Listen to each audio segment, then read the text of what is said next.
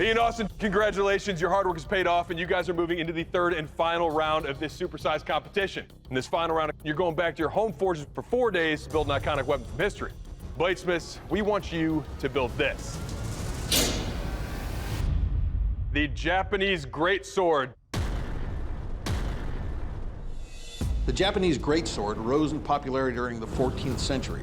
Reaching lengths of up to 5 feet long, this massive single-edged, slightly curved blade was designed to deliver deep, penetrating cuts upon enemy soldiers, on foot or on horseback alike. While this enormous weapon became too impractical for battle by the 17th century, it can still be seen in many action films, including the classic 1954 Kurosawa movie, Seven Samurai. Good luck, gentlemen. We will see you in 4 days. My name is Austin Frakes, 37 years old, from a little town right outside of Houston, Texas. I'm a sergeant with the local police department. Over my professional career, I've seen a lot of the ugly side of life, and a few years ago I picked up bladesmithing after watching Forged in Fire. I like to make beautiful knives. This thing is absolutely ridiculous. It's huge, it's obscene. Almost a foot to go in length. Hoping I can get it to length quickly and get this thing quenched as quick as possible. Right in between the two parameters. Perfect. Almost like I planned it. The heat treating process is going to be difficult due to the extreme length and the fact that I've only got an 18-inch long forge. We are skating. I know the blade is good and hard. Happy dance. All right, that's enough of that. I am putting on faux, not real, alligator skin to give this sword a little bit of my Texas heritage down here on the dirty Third Coast. Everything looks good so far. Now it's just time for the handle wrap. Just trying to make it so that it's not uncomfortable for the judge's hands. My hands are now cramping severely as I'm doing this nearly 21 inches of braid. As I finish it up, I think it looks pretty cool.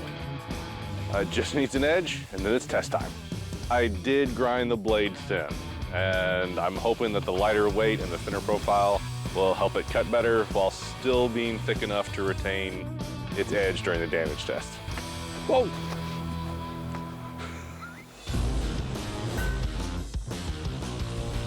My name is Ian Zimmerman. I'm 19 years old, and I'm from the small rural town of Bedford, Pennsylvania. Probably what got me started making blades was just my dad being a carpenter. We made a lot of wooden blades, and I looked at him and I said, wouldn't it be cool if this was metal? And he's like, let's do it. All right, so we are pretty much at length to where I want to be. I'm pretty much done, and I'm ready to get it up to temperature and quench it. So my gas forge isn't actually big enough to do the heat treating. So what I'm going to do is I'm going to dig a ditch and make a kind of like a redneck coal forge. I have the blade in there. I'm just watching the temperature and just making sure I don't overheat it. Things are definitely heating up, literally. It's hardened. I am really happy with how it came out. Sweet. So next thing I need to do is I need to shape this handle and get it actually ergonomic and feeling good in your hands, because this handle's pretty big. All right. It's starting to fit my hands really good. I really like it. It is now a fully functional sword. This thing is a beast. So I got the Kashira put on. It's shaped. I really like it. I am ready for, yeah, making it look cool. I start wrapping this handle. It's going really nicely. The brown and black contrast is awesome. It's starting to look like a finished product. There we go. Very nice fit. Cool. Bladesmiths, welcome to the dynamic keel test. That's with great disappointment that I have to say that I will not be able to wield your weapons to test it, but Dave Baker will be enjoying and doing your tests. Ian, you're up first. You ready for this? Go for it.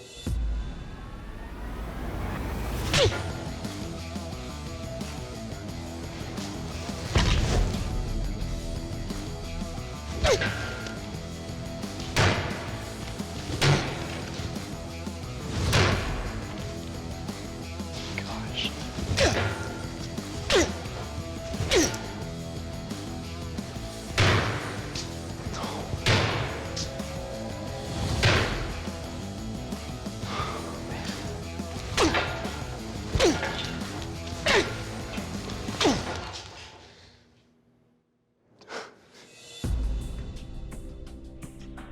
So Ian, right off, scale-wise, perfect for my hand. The wrap, is really well dialed in. Your blade, every single one of those cuts, it was deadly.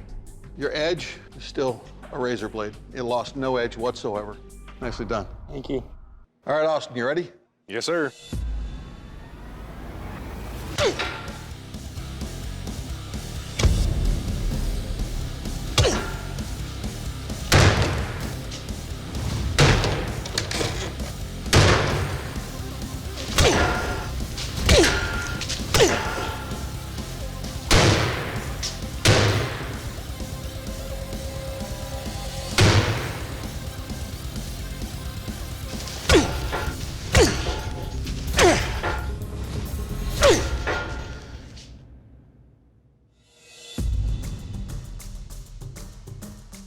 All right, Austin, right off, your sword has a lot of height to it, and it's got a lot of mass to it, but it's really nicely balanced, which I like. An issue, there are some dull spots on your blade, dull enough that I can run my finger back and forth on it. But I really like the look of this blade. Nicely done. Thank you. Hi, bladesmiths. Welcome to my dynamic test. The steel wind chime and fish slice. Ian, you're up first. You ready for this? Not really. Well, get ready. It's coming.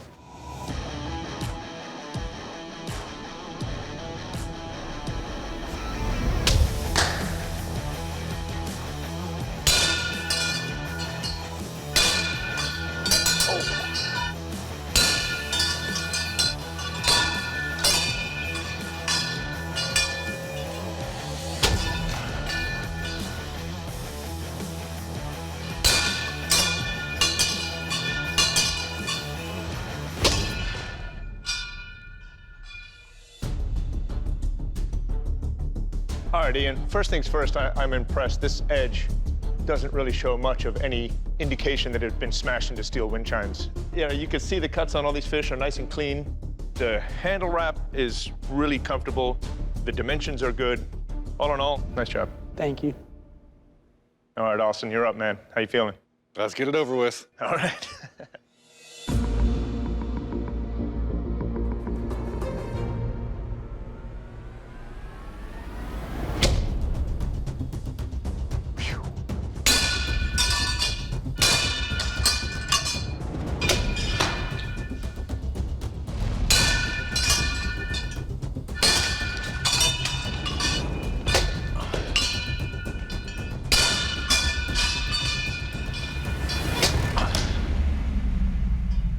Oh.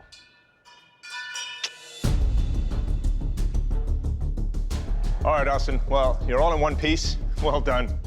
Where I was hitting the wind chimes, each time I hit them, you lost more and more of your edge. There's some rolls that I can get a fingernail underneath. So as I was progressing through the fish, they became more and more difficult to cut through. But all in all, I think you did a great job. Thank you.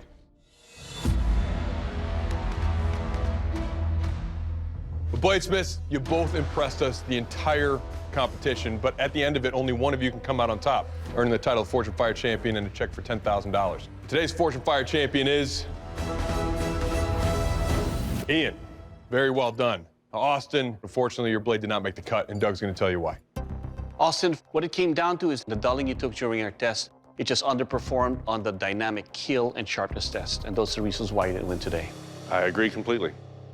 Well, Austin, it's been an absolute pleasure watching you pound steel in the forge and come out with two massive blades. But unfortunately, your time in this competition has ended. I want to say thank you for coming out, but I'm going to have to ask you to please step off the forge floor. Thanks, y'all.